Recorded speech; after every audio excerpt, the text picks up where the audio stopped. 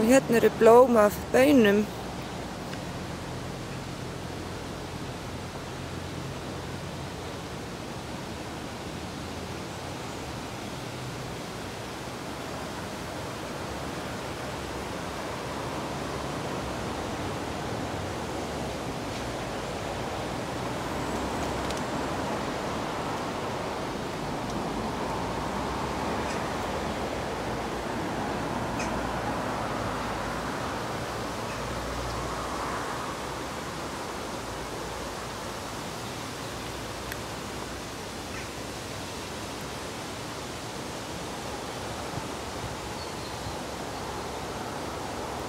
Þú má sjá þar hér, hérna þær hanga niður.